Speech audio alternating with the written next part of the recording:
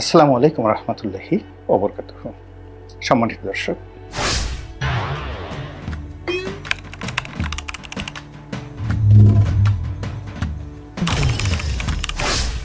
বাংলাদেশের সঙ্গে পাকিস্তানের টানাপোড়েনের যে সম্পর্ক, এটি সেই 1947-48 সন থেকেই শুরু হয়েছিল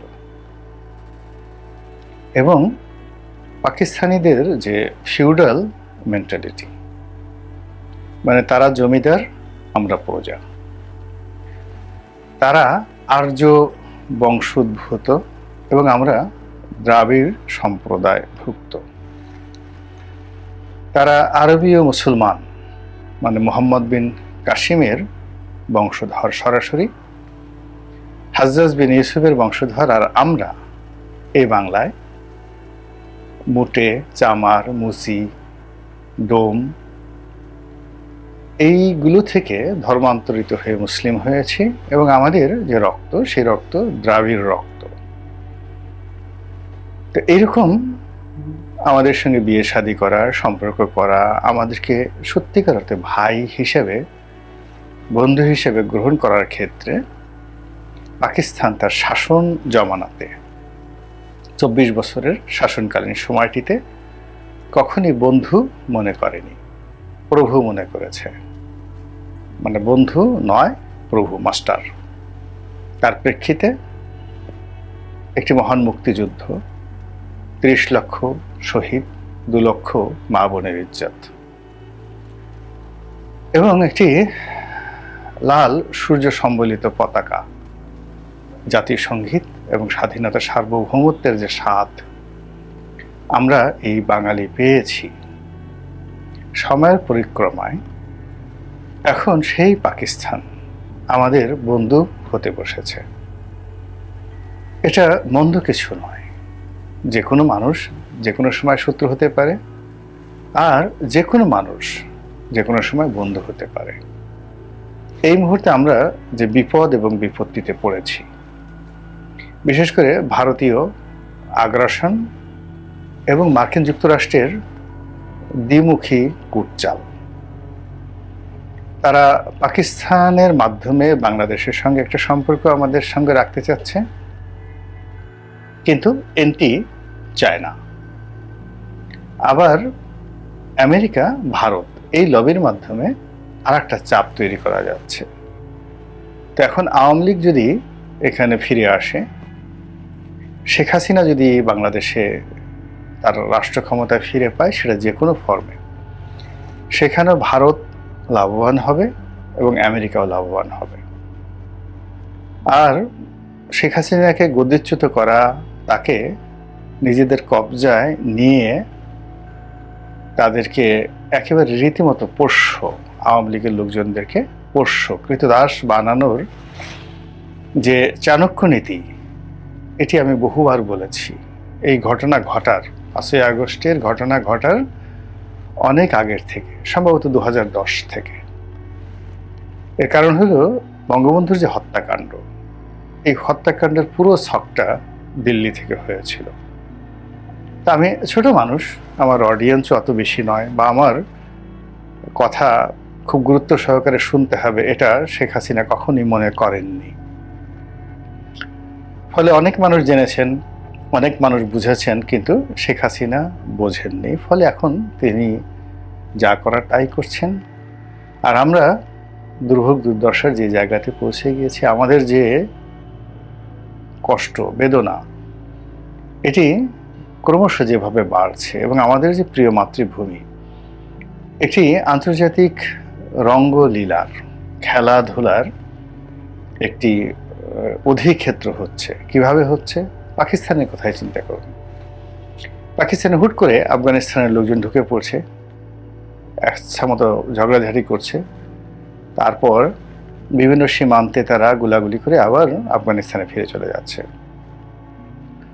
আফগানিস্তানের লোক কেন পাকিস্তানে ঢুকলো, এই কথা বলে পাকিস্তানের ঘনিষ্ঠ বন্ধু দেখা গেল আমেরিকা সেখানে ড্রোন হামলা করছে, অসংখ্য পাকিস্তানি মারা যাচ্ছে, কিন্তু কোনো কথা বলা যাচ্ছে না। পাকিস্তানের বন্ধু রাষ্ট্র যারা আছে, ইরান, তারা পাকিস্তানের বিভিন্ন বিচ্ছিন্নতাবাদী গ্রুপকে প্রমোট করছে। ফলে করাচিতে, লাহোরে, ইসলামাবাদে কি যে হচ্ছে এটি পাকিস্তান নিজেও জানে না। একই অবস্থা সিরিয়াতে।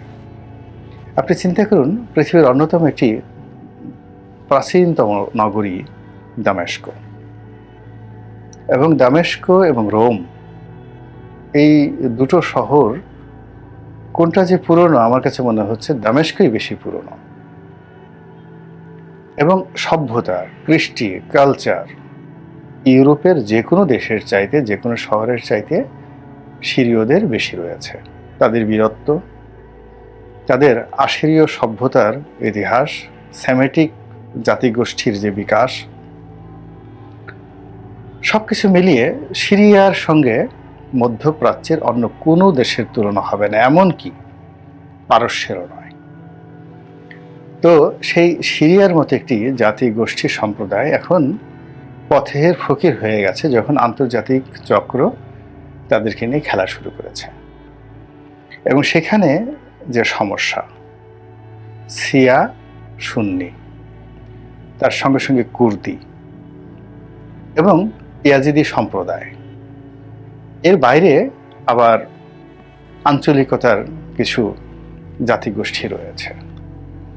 তো এগুলো নিয়ে সিরিয়ার যে দামেস্ক নগরী, সেখানে, তারপর অন্যান্য শহর, এর মধ্যে যে দ্বন্দ্ব এবং সংঘাত, সেই সংঘাতে রাশিয়া জড়িয়ে পড়েছে, আমেরিকা জড়িয়ে পড়েছে, ইরান জড়িয়ে পড়েছে, এবং কাতারও এখানে খেলছে।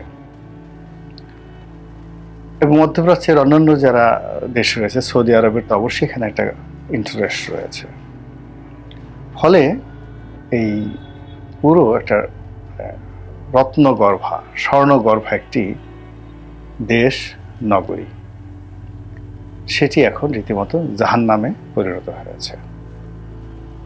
এ দৃশ্য দেখা যায় না। এবং সেখানে আমি একবার তুরস্কে গেলাম, যে সকল নরনারী, যে সকল শিশুরা, সিরীয় শিশুরা সেখানে ভিক্ষা করছে, আপনি দেখলে আপনার চোখের যে অশ্রু, সেটা সংবরণ করতে পারবেন না। তো একই অবস্থা এখন এই বাংলাদেশে ঘটতে যাচ্ছে। এখানে ইসলামপন্থীদের মধ্যে 3 থেকে 4টি গ্রুপ, তাদের মধ্যে ইতিমধ্যে বিভেদ এবং বিসংবাদ শুরু হয়ে গেছে। যদি আপনি কওমি লাইনে যারা পড়াশোনা করেছেন, যাদেরকে কওমি নেসাব বলা হয়, তাদের 2 থেকে 3টি গ্রুপ। আলিয়া লাইনে যারা পড়াশোনা করেছেন, তাদেরও 2 থেকে 3টি গ্রুপ। মাজারপন্থীদের বা পীর মাশায়েখ যারা রয়েছেন, বা যারা নিজেদেরকে আহলে সুন্নাত ওয়াল জামাত বলে পরিচয় দেন, তাদের মধ্যেও 3 থেকে 4টি গ্রুপ দীর্ঘদিন ধরে দ্বন্দ্ব এবং সংঘাত করে আসছে। এবং এই বর্তমানের যে দুর্বল সরকার, এই সময়টিতে তারা যে কোনো সময় দ্বন্দ্ব এবং সংঘাতে জড়িয়ে যেতে পারে। তাবলিগ জামাতের 2টো গ্রুপ সম্পর্কে আমরা জানি, এবং এই 2টো গ্রুপের মধ্যে দিল্লিপন্থী যে 7 গ্রুপ, তাদের মধ্যে আবার উপগ্রুপ নেই। কিন্তু বাংলাদেশে যে মাওলানা জুবায়েরপন্থী যে গ্রুপ রয়েছে, এই গ্রুপের মধ্যে 2টো গ্রুপ রয়েছে। একটা হলো আওয়ামী লীগপন্থী একটা গ্রুপ, আর একটা হলো আওয়ামী বিরোধী একটা গ্রুপ। স্পষ্ট করে বললে সেটা হলো যে হাটহাজারী মাদ্রাসার আহমেদ শফির যে সন্তান রয়েছেন এবং মুফতি ফাইজুল্লাহ সাহেব রয়েছেন, ওনাদের নেতৃত্বে একটা গ্রুপ আছে। আর জুবায়েরপন্থীদের মধ্যে আর মাওলানা মামুনুল হক, সাখাওয়াত আল রাজি, এই লালবাগ মাদ্রাসার, এদের একটা গ্রুপ রয়েছে। আবার মাওলানা ফজলুল হক আমিনী সাহেবের যে ছেলে, তিনি আবার কিন্তু মুফতি ফয়জুল্লাহর গ্রুপে রয়েছেন।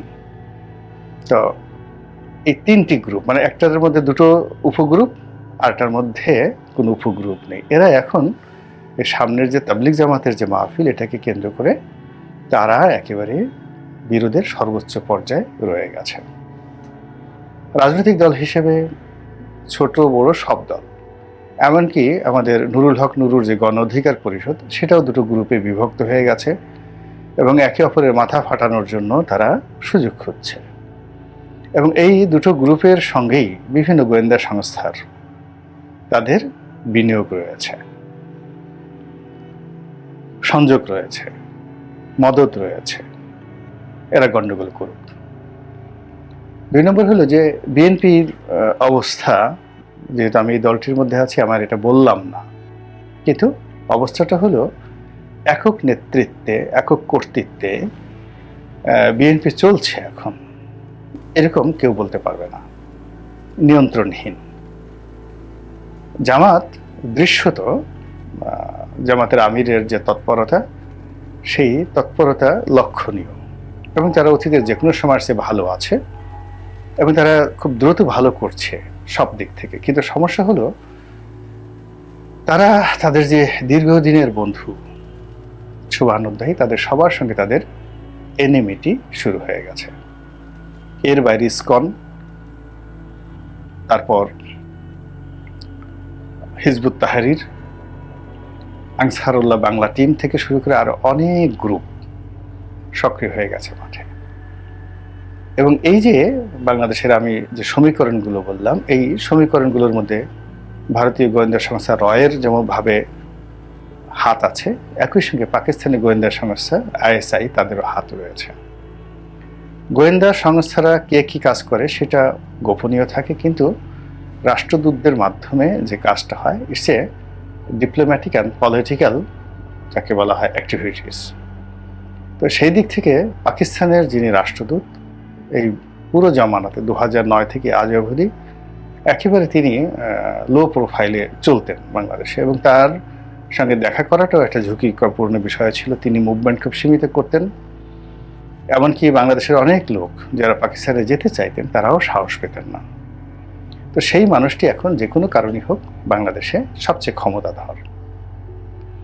এমনকি আপনি দেখুন ব্রিটিশ রাষ্ট্রদূত কিংবা আমেরিকান যারা রাষ্ট্রদূত রয়েছেন তাদের মুভমেন্ট নেই, কিন্তু পাকিস্তানের রাষ্ট্রদূত এবং চীনের রাষ্ট্রদূত এই মুহূর্তে খুবই গুরুত্বপূর্ণ অবস্থানে আছেন। এর মধ্যে চীন যেহেতু শুধু বাণিজ্যিক বিষয়গুলো দেখে, আর পাকিস্তানের সঙ্গে বাংলাদেশের সম্পর্ক ভৌগোলিক এবং ভারতের বিরুদ্ধে প্রতিশোধ নেওয়ার একটা মিশন, এরপরে রাজনৈতিক, অর্থনৈতিক।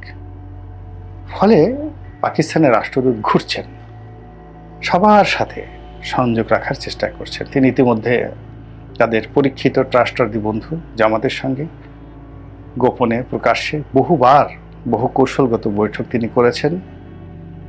আবার বিএনপির নেতাকর্মীদের সঙ্গে, শীর্ষ নেতৃত্বের সঙ্গে, বেগম জিয়ার সঙ্গে, জনাব তারেক রহমান সাহেবের সঙ্গে, সেখানেও কিন্তু তারা নিয়মিত যোগাযোগ রক্ষা করছেন। এখন সমস্যা যেটি হচ্ছে সেটি হলো যে তাদের এই যোগাযোগগুলো ক্ষেত্র বিশেষে বুমেরাং হয়ে যাচ্ছে। যেগুলোকে সামাল দেওয়ার মতো যে বুদ্ধি, যোগ্যতা, প্রজ্ঞা বাংলাদেশের রাজনৈতিক দলগুলোর থাকা দরকার, সেটা অনেকেরই না থাকার কারণে কি হচ্ছে, রাষ্ট্রদূতের সঙ্গে সম্পর্ক রেখে নিজের পায়ে দাঁড়িয়ে নিজের স্বার্থটা অক্ষুণ্ণ রাখার যে পলিটিক্যাল ম্যাচিউরিটি দরকার, সেটি রাজনৈতিক দলগুলোর নেই। ফলে রাষ্ট্রদূতকে সবাই নিজেদের মতো করে পেতে যাচ্ছে। যে আমাদের বক্তব্য হলো আমাদের পরীক্ষিত বন্ধু পাকিস্তান আমাদের সঙ্গে আছে এবং পাকিস্তান একটা গ্রিন সিগন্যাল দিয়েছে, আমরা ক্ষমতায় চলে যাব এবং পাকিস্তান আমাদের সঙ্গে থাকবে। ফলে জামাত মাইন্ডেড যারা লোকজন আছে কথায় কথায় আলহামদুলিল্লাহ, সুবহানাল্লাহ এই ফেসবুকে দিচ্ছে, এই একদিনের মধ্যে সুসংবাদ আসছে। কী ধরনের সুসংবাদ আসছে তারা সেটা বলছে না, সবই নিয়তি নির্ভর হয়ে যাচ্ছে। আবার বিএনপির লোকও যখন বেগম জিয়ার সঙ্গে দেখা করছেন রাষ্ট্রদূত, তখন সেটাকে বিএনপি মনে করছে এটা তাদের একটা বিরাট রাজনৈতিক বিজয়। এবং এই মুহূর্তে বিএনপির নেত্রীর সঙ্গে বিভিন্ন মানুষের সঙ্গে যে বৈঠক হচ্ছে, এটি দৃশ্যত যে ছবিগুলো আসছে, এই ছবিগুলো বিএনপির জন্য মূলত অতটা ইতিবাচক ফলাফল আনছে না। এর কারণ হলো বেগম জিয়া অত্যন্ত মানে পূজনীয়, শ্রদ্ধেয়া, তারপরে অনেক মানুষের ভালোবাসা এবং শ্রদ্ধার বিমূর্ত প্রতীক, ঠিক আছে, কিন্তু তিনি অসুস্থ।